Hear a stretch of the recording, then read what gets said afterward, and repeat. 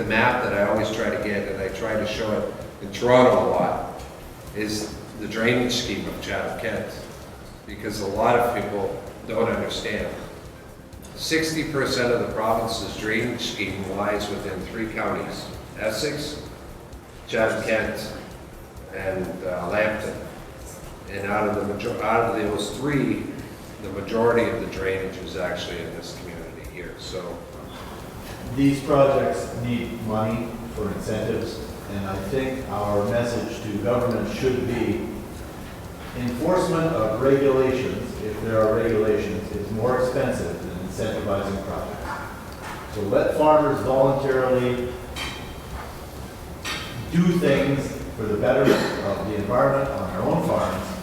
Don't force us to do them, because it will be less costly if you incentivize us to do it voluntarily.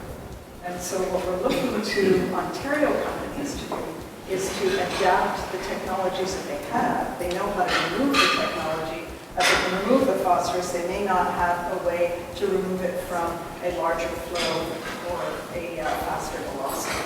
So what we're doing in terms of First Nations people across the country and across the world is that we're looking at more of the legislation parts of governments and industries. We're hoping that we can turn the tables on this issue we have with phosphorus, downloading, with contamination, pollution, that affects the harm's way, puts harm's way into people.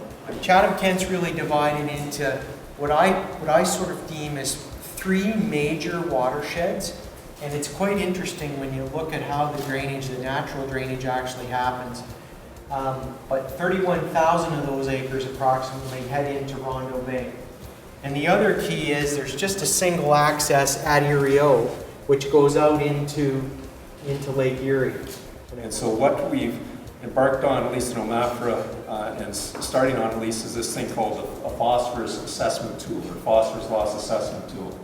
And we have had a nitrogen or a phosphorus index for a number of years that we use in nutrient management, but there is some, the science has improved since then. We've got data from these sites and that we can try to integrate and figure out what are the main factors that influence phosphorus loss. So if we could identify those things quickly and just kind of represent the main factors that are going on in this whole phosphorus water movement thing, then we can kind of give some farmers some idea or guidance at least of what they could possibly do that will reduce that risk of that phosphorus loss. And the realistic focus is trying to get the stuff to go through the soil.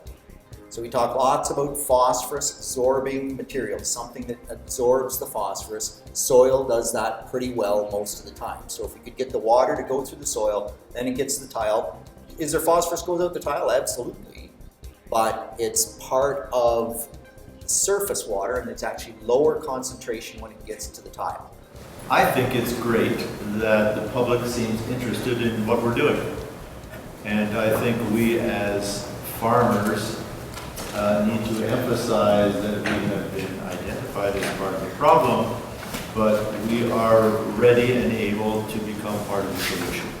And I think that's incredibly important, because if we are between 70 and 80% of the problem, we have work to do.